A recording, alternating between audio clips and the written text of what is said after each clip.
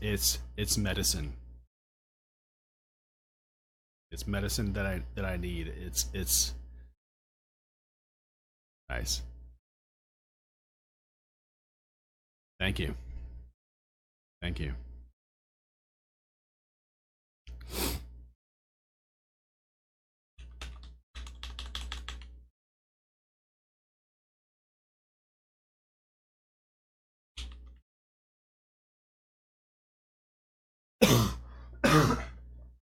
I have a cough switch that is literally 2 inches from my fingers. Literally, well, 1 inch, but I can't. I don't use it because I suck.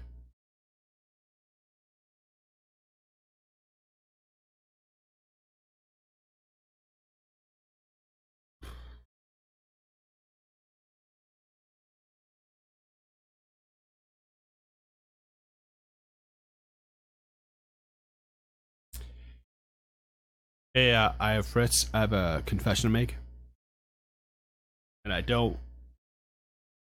If you don't tell anybody, I'd appreciate it. Even though we're on the internet. Hold on. Are we streaming? Hold on 1 second. Oops. Sorry. God damn it. Okay. Okay. Yeah. Now we're streaming. Please don't tell anybody, but Yeah. you're gonna carry the show. Okay. And I can't drive 55. Um.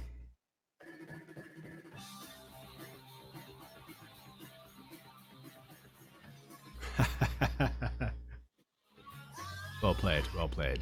Nice. What? What Yeah, I do? just the music is great. It's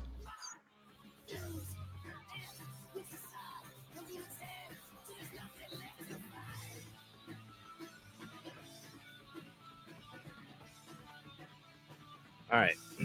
So, are we streaming? yeah, we're alive. Okay, cool. So here's a history lesson. Ah, The band we're listening to right now yeah. is a band called Rites of Spring. Rites of Spring are a post-hardcore band from DC, and are widely considered the first emo band. Wait. I take a back seat. Go ahead. No, the fact that this is an emo band shocks you, right? Yeah. I know this band, but I Okay. defer to you, man. Yeah. So the band was made up of Guy, what is his name? Picciotto, whatever, and Brendan Canty. Two of the dudes who went on to form Fugazi, Right. with Ian MacKaye from Minor Threat, right? No, right. Yeah. So you got Rites of Spring and Minor Threat, and the two of those bands come together and form Fugazi. But these guys, along with Embrace, which was Ian MacKaye's band before Minor Threat, and a band called Beefeater, three bands, all from the DC post-hardcore scene, like the hardcore punk scene, started these bands in 1980. Like, they're part of what's called the Revolution Summer 1985 in DC, which these three bands basically came out against the hardcore punk ethic of violence at shows, misogyny, sexism, all the stuff, and said, we as hardcore punk bands don't go for this, right?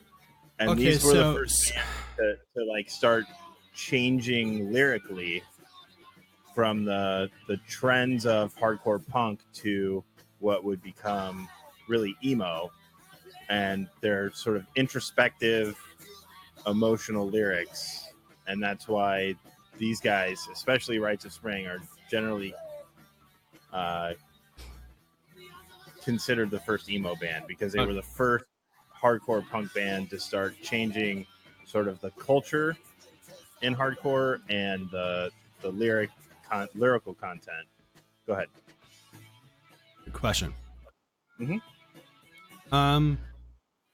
I always thought that the okay. When does straight edge happen? So straight edge happens separate from the emo movement. Really, they're kind of two different things. The first time that straight edge really is coined is by Minor Threat, Right. in their song Straight Edge, but at roughly the same time. So straight edge and what is called emo core split out of the hardcore punk movement, both starting in DC, both starting with the same group of guys. But straight edge continued in a more hardcore sense, where emo split and started going with more incorporating more like sort of straight up punk and pop compositions.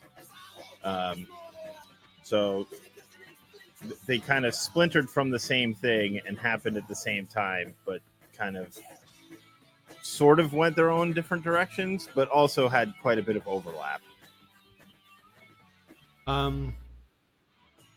So like the emo sort of culture is around the lyrics, right?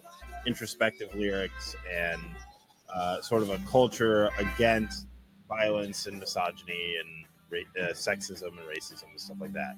Straight edge really was more about a personal lifestyle. Right. No right. drink, Right. drugs, right? So you didn't have to. One didn't preclude the other, right? You could be emo and straight edge. You could be straight edge and emo, but you didn't have to be straight edge to be emo, and you didn't have to be emo to be straight edge. Why am I I'm just thinking out loud. Correct me if I'm wrong. Why am I remembering, or maybe I'm dreaming, there was a movement, it was DC to Seattle.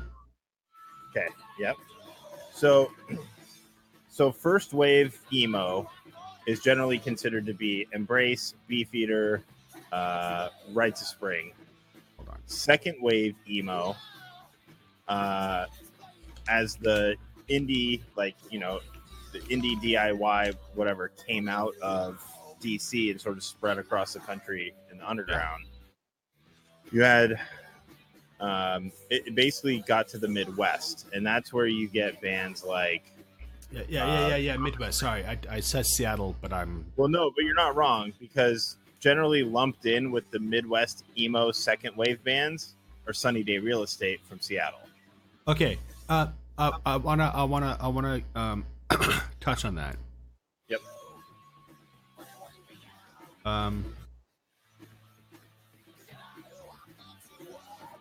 So we're gonna get 92? into second wave. We're gonna get into second wave emo. Is the second wave of emo? Second wave of emo is what, 2000? No, it's early to mid 90s. When does straight edge become like the thing? Straight edge, the dove, edge and started the cross barbed wire Mid-80s. thing. Mid 80s. Hold on. Because I just looked this up.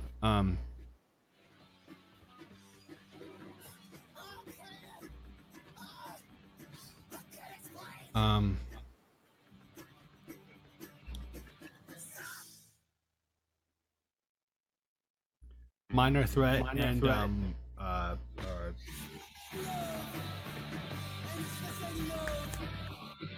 Fugazi.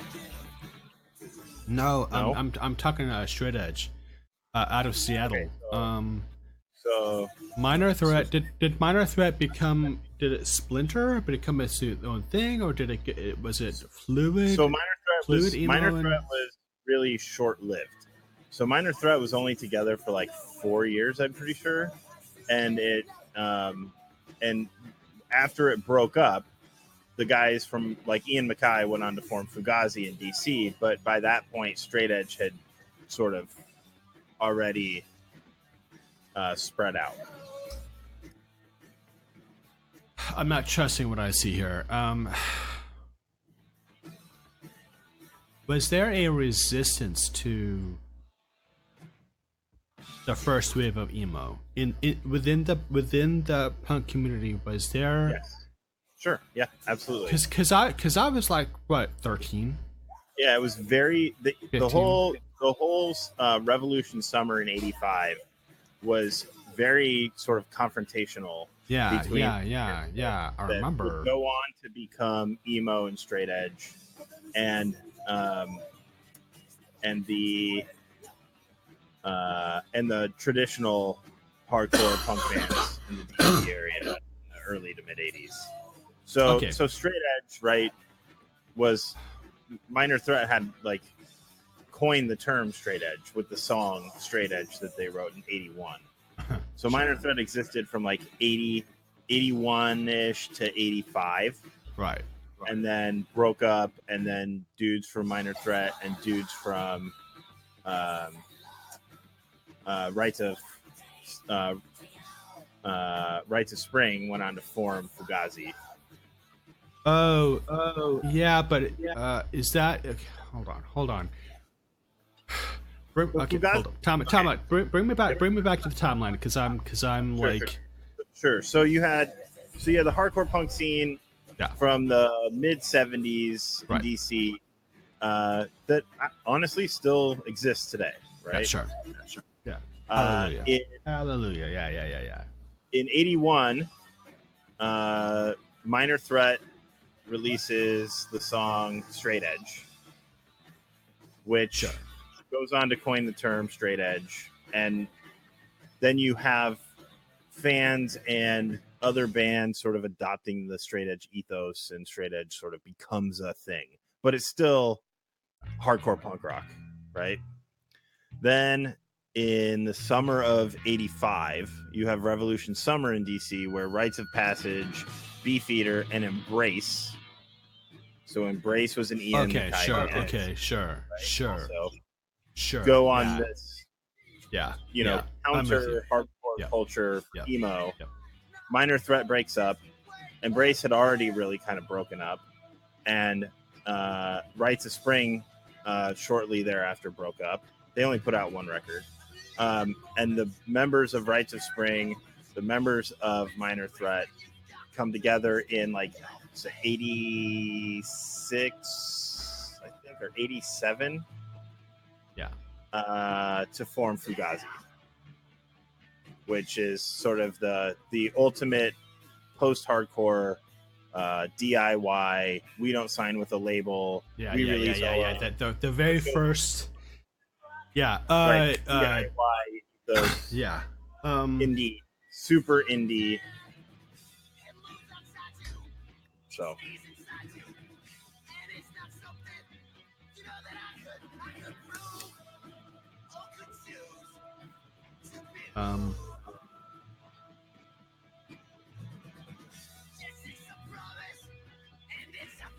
It's on the tip of my tongue. It's so. I'm there. Wait. I need to get it out because I'm so close. It's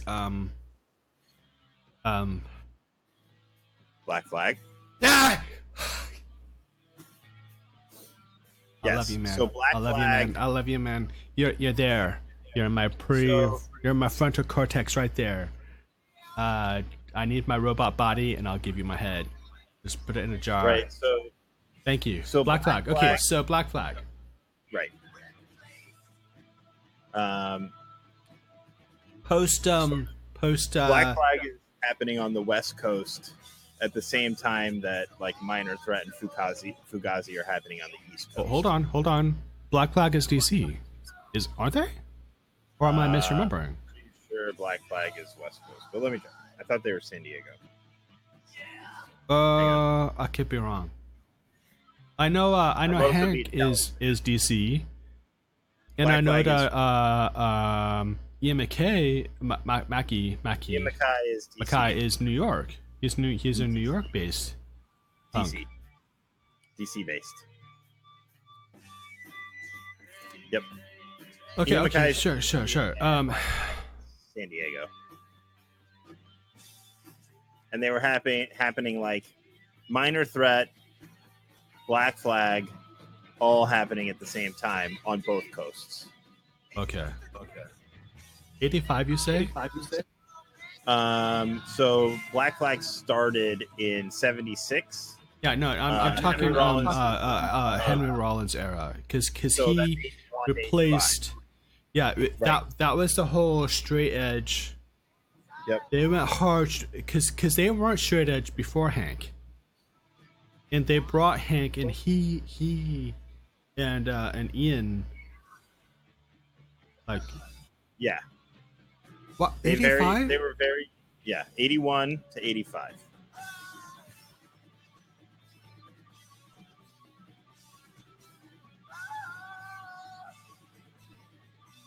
Because okay, personal note. Yeah. My memory is so Swiss cheese because I'm old. Do you remember that the dude who lived at the end of our cul-de-sac? Yeah, Edwin Goff. And he would drive me to school. And I know Mom knows this, but in one of her rare moments of just letting me be a teenager, I would paint my fingernails black, and coming home, I would reek of that chemical that you use to remove the and I remember I have a vivid memory of Dad sitting me down and lecturing me on pot, and I'd been like a casual pothead like at the time, so like it was like not even so his concern was because he was like I'm masking my pot smell with something, and I feel like he would have completely flipped out if he knew that I like wore nail polish. Oh God, but this was about 85, right?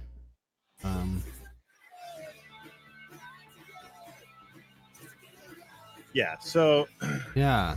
So if you want here you are not wrong about the connections in DC with Black Flag. So Okay. here it is. In 1981, Henry Rollins was living in DC. Yeah. Was friends with Ian Mackay. Yeah. And was singing in a band called State of Alert. That, and they there were we go. doing State all of of their That's- practices Yep, at the U.S. Naval Observatory, which is the home of the vice president, because the drummer's dad was a top naval official. Yeah. All right. So SOA met up with Black Flag when they performed on tour, and at a show, Rollins asked at a show in New York, asked if he could if the band would perform a song, and the band said, well, why don't you come and sing with us? Yeah, that was New York, Their not DC. That happened. That show happened in New York. And when their current vocalist was switching over to play guitar full time, they asked Rollins to audition. Right. They offered him the job, and with Ian Mackay's encouragement to take the job singing for Black Flag. And then Rollins did the rest of the tour as a roadie so he could learn the songs, and then moved to California with the band. Correction on the lead. I could be speaking from fantasy. Swiss cheese memory. The lead was strung out and in jail, which is why Rollins came in. Oh, gotcha. Yeah. So yeah, they brought everybody in, and here's the and this is why they were straight edge, is because of shit. Not gonna look it up. The former frontman of Black Flag is Des Cadena. No, that doesn't ring any bells. Oh, maybe. I'm sorry, I don't understand your English. Your pronunciation is weird. I'm from a foreign land. Yeah. He was strung a heroin addict, and he was in jail. And then Hank filled in. So there's Steve Morris. There you go. Ron Reyes.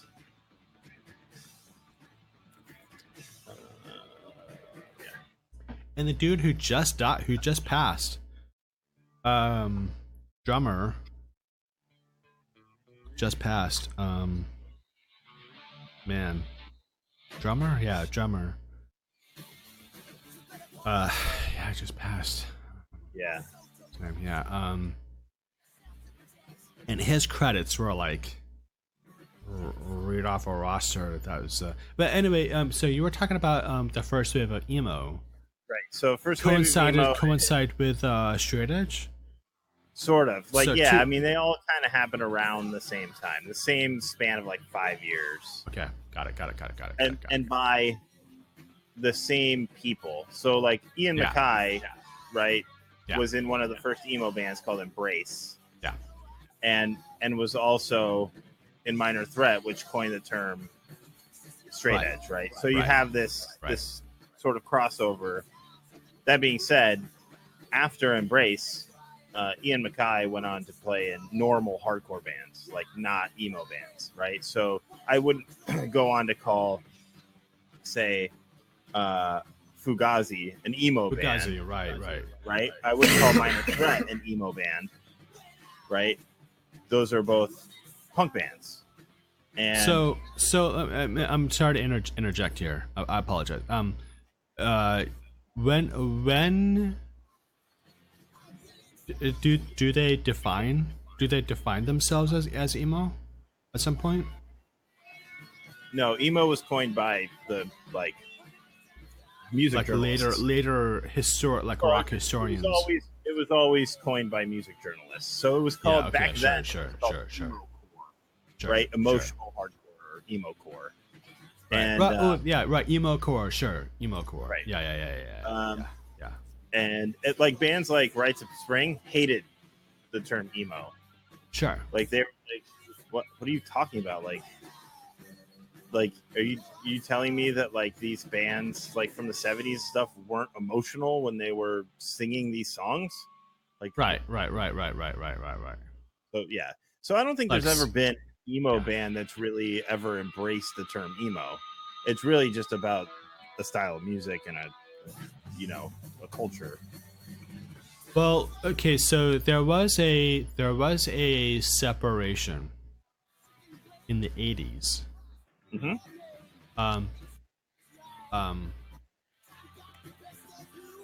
Man, I'm taking that. What is that gardening tool that you use to like dig up the weeds and shit? Trowel? It's like a fork, but it's not.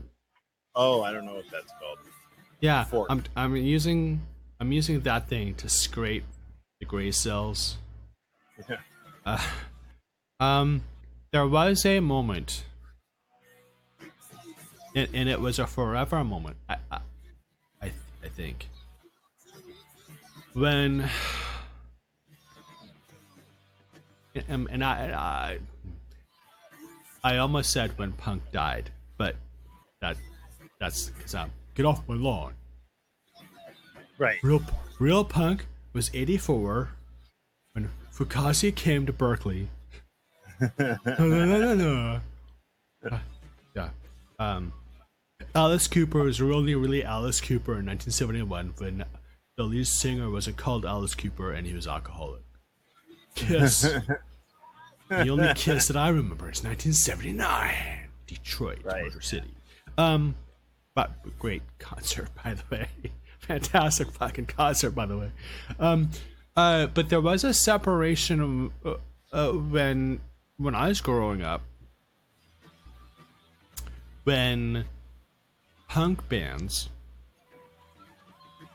were like, we're gonna go studio, or we're just gonna play live venues, and we're gonna be, and the ones who play live venues, we're gonna play standards, right? Where this is punk. It's the shit English major. It's the meter lyrics, and the bass. The bass was always iambic, right? Right. It was always the bands that were like, oh, we're just still gonna play stuff and try to be the Ramones and the Sex Pistols. Oh okay. So, yeah. And then there was like I want to say early Operation Ivy would be a good example of this, where they were like Gilman Street, and then they were like produced. Yeah. Their albums were produced. And then they turned into Rancid, and then yeah. You know exactly. Yeah. Rancids and the Green Days and the stuff that came out of punk. Yeah. So okay, so is this hold on, where are we at? Are we like in the 90s now, or like 1990s? So that, yes, that's like 19... late 80s. So let's look at Rancid. Let's see when Rancid started. I think that was in the late. Okay, that's a good place. Okay, sure. I knew Rancid in 91. Like 94, 93? Yeah, so Rancid started in 91. Okay, 91. Ivy started in 85. So Op Ivy from 85 to 91. Yeah. Into and then the two guys went on to do Rancid. Yeah. When was Outcomes of Wolves? That was like 97, 98, 90, Rancid, 99. Hold on. Hang on, discography. 95. What? Really? Holy shit. Okay. Well, that deserves a re-listen. That was a great record. That was a great record, actually. And their most radio friendly record, right? Yeah, but not consciously. It was but that was at the time when you had at all the same time you had Bad Religion, Stranger Than Fiction, which is their most radio friendly record. Yeah. You had Dookie from Green Day. Yeah. You had The Offspring. Their big hit record. Right. Yeah. All those things were coming out in 95, 96. So like when Concrete Blonde, right? Which was Blonde? punk, and then it went MTV. Right. Oh no! Wait, Concrete Blonde or 3 Non-Blondes? 3 Non-Blondes for sure. Yeah, 3 Non-Blondes were punk, and then So early 90s, mid 90s. Okay, so sure. And then when so there's this split, right? Yep. I left that whole mess, I would say 89, when I graduated from high school, and I went classical music and hip hop or rap. I was like, I'm grown up. I've grown up. I don't need to. Okay, so in that time is this fermenting, right? Yep. Okay. when did Black Flag break up? I feel like they broke up like in the 80s. Yeah. Am I wrong? Am I? No, you're on 86. Yeah. Because I remember going to uh SF to what was that sorry, Masonic. Yeah. You know, Yep. Yeah. yeah. And there was a sort of goodbye punk is dead farewell concert. It was a punk festival. And it had Flag, Disaster, it had Ivy, Yeah. and it had early No Doubt. Oh, okay. But no Before Gwen- what's her name? Gwen Stefani. Yeah. Gwen Stefani took over the singing duties for No Doubt after her brother died, who was the singer. Yeah. I think she was playing keyboards or something. She did I was something. I was so high at that that concert. It was so great. Oh my god. I was with Edwin. Yeah. I was with Joel, who was he was like, I'm gonna be a doctor, but before I be a doctor, I'm gonna hang out with these two fools until like I realize they're tracking me down. Joel, oh god, yeah, I hope to God he is a doctor. And then I took one of my super Christian friends who was like, he was super into music, but he wasn't into my music. But I persuaded him to come with me, and the four of us went to SF to see this concert. And it was like our very first music festival, where like you show up like at noon, and it's like all afternoon and all night, and you go and you buy booze and nobody checks your ID, and people are passing weed and MDMA, and man, if I went, I'd be like that. Sorry, yes, Dad. You know what I mean? I'd be like, okay, kids. I'm gonna listen to Grandpa Jack. We're gonna have Coke. We're gonna have soda. And Grandpa's gonna smoke a medicinal cigarette. Just for a moment. Just for a moment. Don't look. Don't tell Mom and Dad. I remember that concert. And that was like late 80s. That was like the first real, like, I remember having to like look for punk. Well, it would have been before 88. Yeah. But here's the thing, though. I remember walking to Tower Records and there being a punk section. Oh yeah. So there was a shift.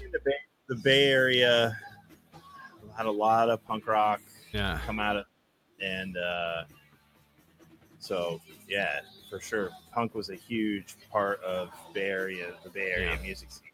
Well, it was my high school life. I mean, I hung out with the guys at Green Day. Like we stood in our Converse sneakers, listening to these bands who never saw the light of day, just screaming. Yep.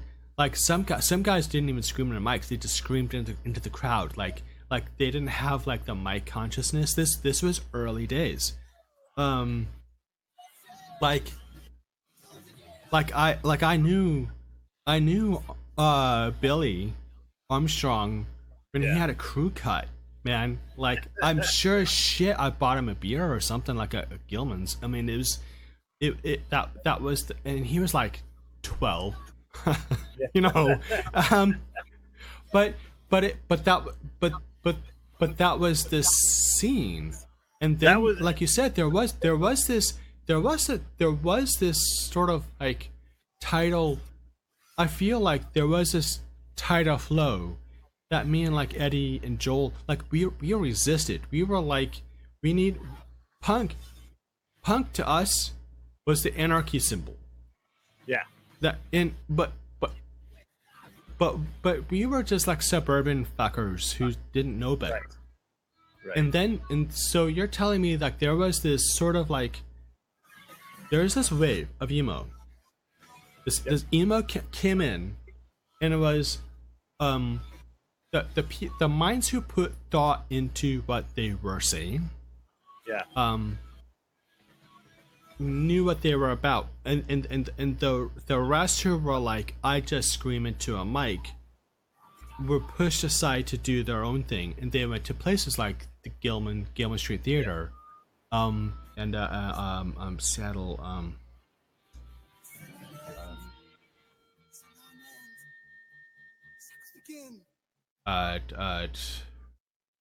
Black Hole Sun, the Black Hole, no, Black Hole Sun. It's not called Black Hole Sun. It's the song is Black Hole Sun. In Seattle, there's the cafe that was, the point being, there was they were pushed into that, and then the punk movement became, Rancid, and then right. the other act. So does that put us?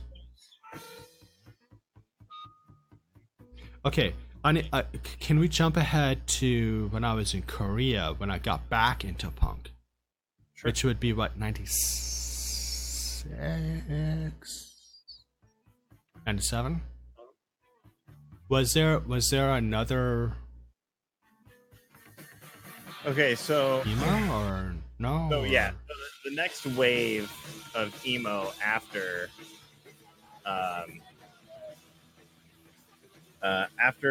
this first one in the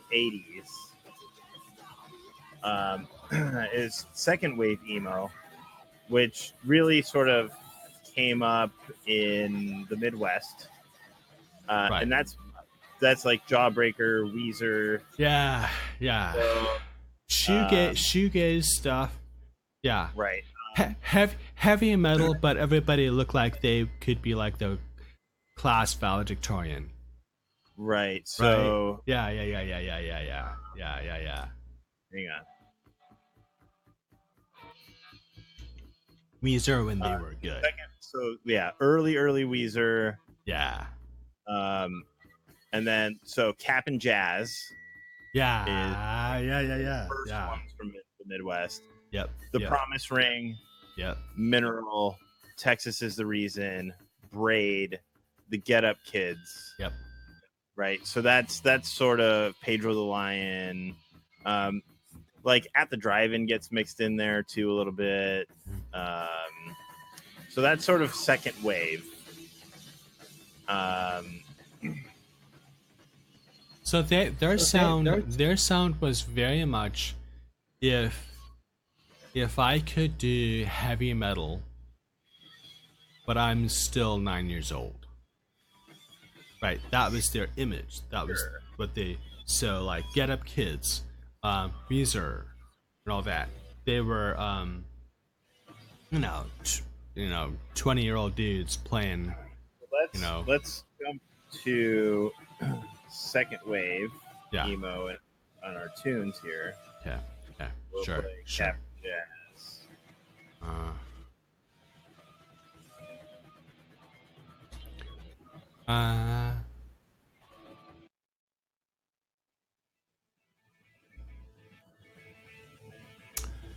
Anime is coming up on my search feed. Oh yeah. Okay, yeah. A lot of a lot of heavy anime and Warner Brothers, Wile E. Coyote and Roadrunner themes running around, which is great.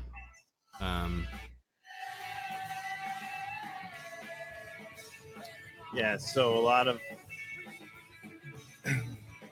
a very different guitar, right? Yeah. Uh, Sound coming with second wave versus more complex chords, more complex chord progressions. Um, Still the same sort of fast, upbeat drums, um, and now a lot more sort of like group backing vocal. Yeah. Yeah. You know what I mean? Right. So this is second wave emo or Midwest emo, Yeah. as it's known. Well, it's more. I would say this punk, it's like old school. Me would say that's not punk because it's structured. Yeah. There's a guy drums who knows how to draw. Right. Let's put it this way: musicians who know how to musician. Right. Yeah. Exactly. Right. Yeah. And the lyrics are more self self-reflective as opposed to you know down with the system and my girlfriend stole my hot dog. It's more complicated than that. Yeah. Um, that's not. But that's not what I would. When I think of emo, I don't think like. I don't think Black Flag. I don't think. Well, they weren't. Black Flag, Minor Threat, Fugazi. They weren't emo. They were hardcore punk. Yeah. They didn't. But They didn't go down that emo road. but they were kind of an establishing foundation, though. Would you argue? Right. Yes. Yeah. Yes. So Yeah. so my when I think of emo, I think trench coat, fedora, chin strap, incel. Sorry, I'm exaggerating the thing here, but you get what I'm saying, right? Right. So that's when you get to third wave emo, which is emo's commercial peak, and that's when you get. That's when you get this. And let me put it on, and you tell me where the connection is, because I have a hard time finding the connection. I'm gonna listen. I'll listen. Um, with something like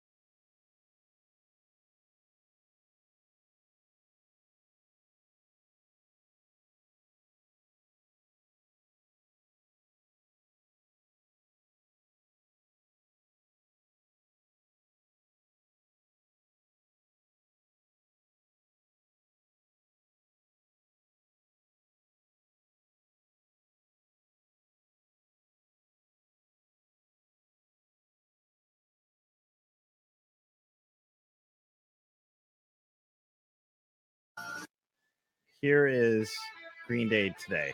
Yeah. Broadway musical. Prince Albert Theatre in London. Yeah. Yeah. Yeah. Right. Overproduced compressed guitar. Yeah. Now let's listen to a band that went a different way.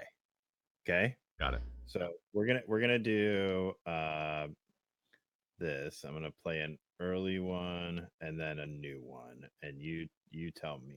So let's go albums, so I can go to the first few records. Okay, this is a good example from around the same time. Okay, where's the right song here? Okay, here we go.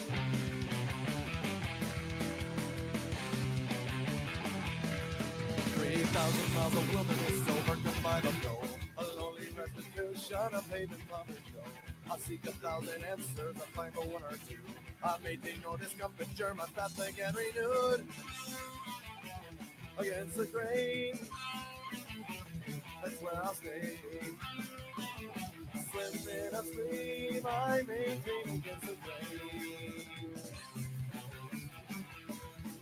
They're labeled as a lunatic, sequestered and content. They're ignored and defeated by the government. The oriented public whose magnetic force is full, away from the protection of the individual. Yep. Right? Yeah, this is it. This is what I remember, man.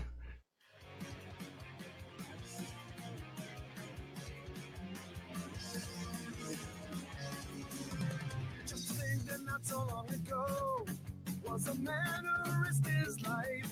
This song could be on that record. This is on an album that Bad Religion released this year. Right? Yep. Yeah.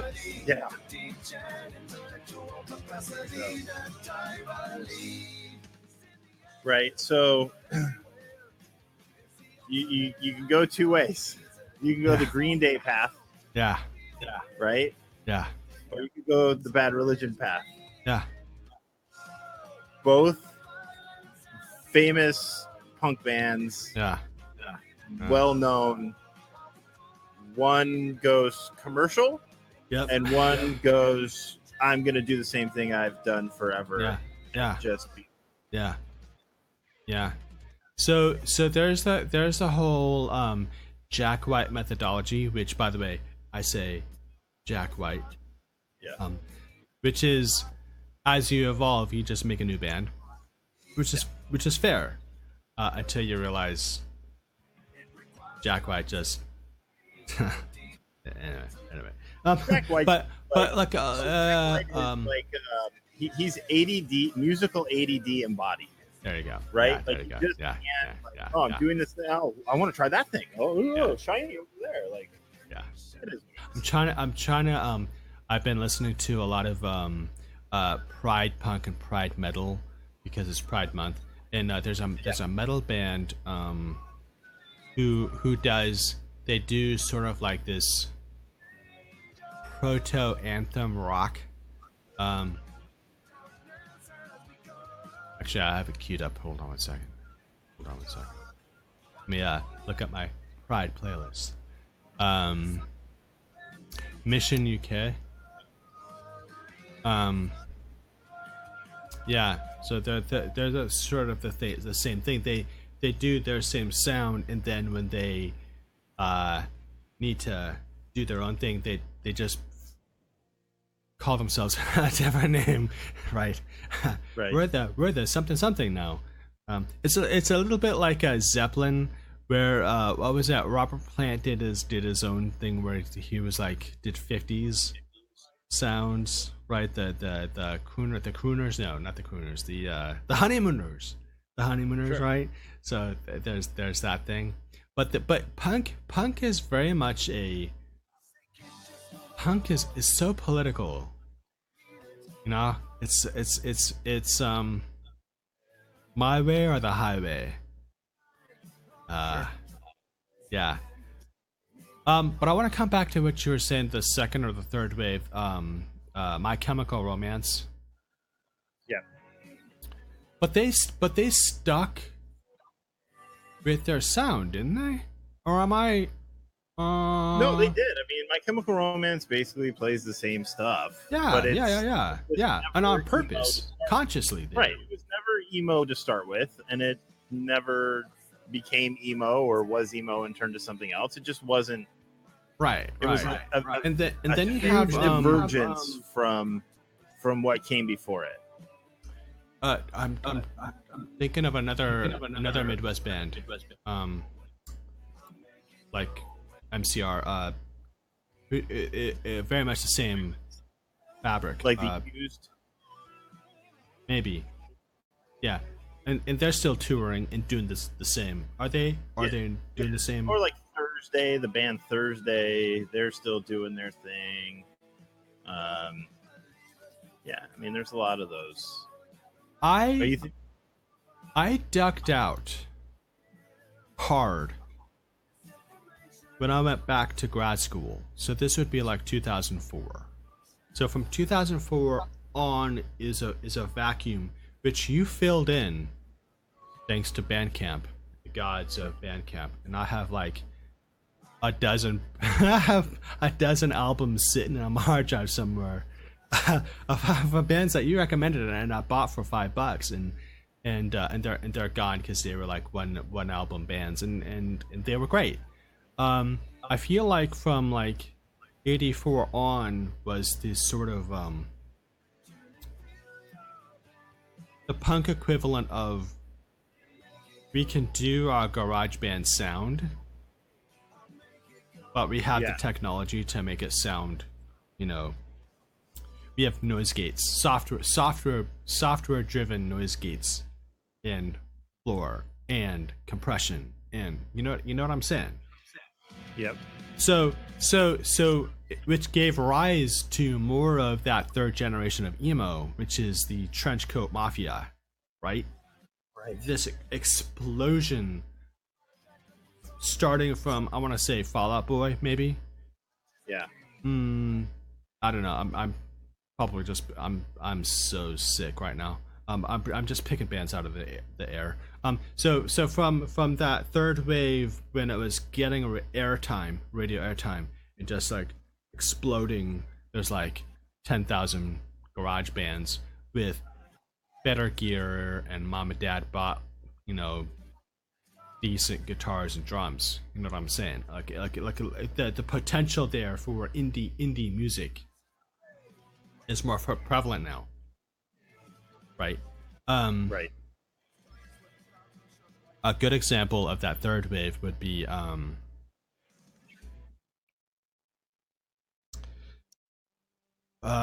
sorry, I've spent like the entire month listening to Pride music, so I'm like pukey brain. Like who would be like super no. Well, okay. Well, let's talk about shoegaze. Like Okay. I'm super into shoegaze. I love shoegaze. So is shoegaze an offshoot of emo, or is it an offshoot of punk? Like Plastic Trees and Yellow Raincoat and Asobi Sexu and So it came from a totally different scene. So shoegaze came out of alternative rock and came out of the basically LA or Seattle, LA or Seattle, West Coast, we would say, yeah. The UK. So really? Okay. Yeah. So My Bloody Valentine is there you go. Sorry. seminal There you go. band of all time from the UK. Oh, are they UK? Huh. So Color me informed. I just learned a thing. I love My Bloody Valentine. And really, so shoegaze is sort of built completely off of one style of guitar playing called glide guitar, which is where you play the guitar with the whammy bar in your picking hand at all times. Okay. And that was like created by the dude from My Bloody Valentine and sort of drove everything forward for shoegaze. The other band that I adore, but the frontman is a major asshole. It's one of those things where like I'd never want to hang out with him, but I'd go to a concert in a hot second. You know what I mean? I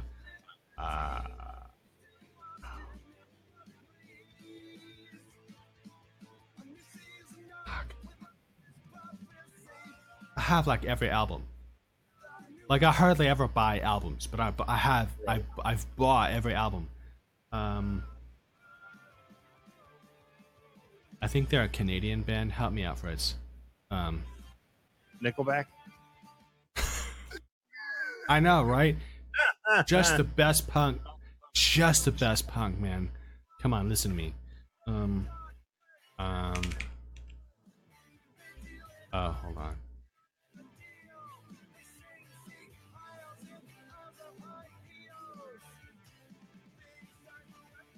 No, wrong. No, oh God, Google, you suck.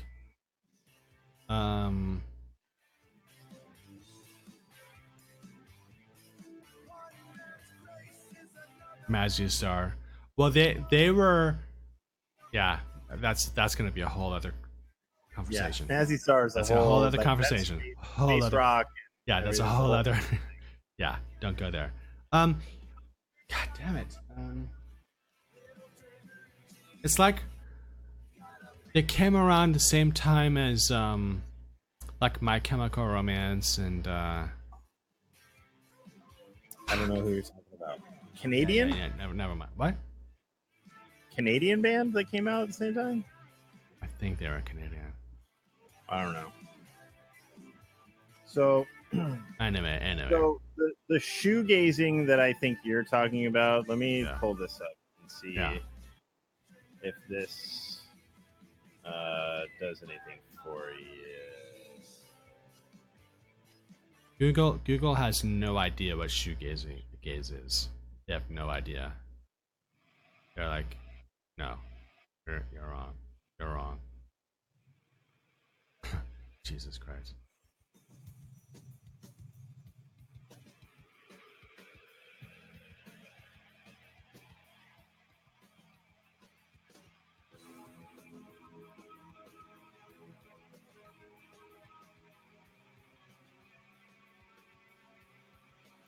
So this is My Vitriol. The first record. This is like their second or third record, I think, but this is the first record that is the second wave of shoegaze, which they call new gaze, that came out in the U.S. in the 2000s. So bands like this, Silver Sun Pickups, Naps. So that's Sigur Rós. Yeah. Sigur Rós would be shoegaze. Yeah. Like it's a lot of what is the word I'm looking for? Like droning, like a lot of droning kind of riffs. A lot of what the hell is the word I'm looking for? The bassist does the same rhythm through the whole thing, the lower chord, through the whole song. It's like there's no rhythm. It's right. Like a good example would be like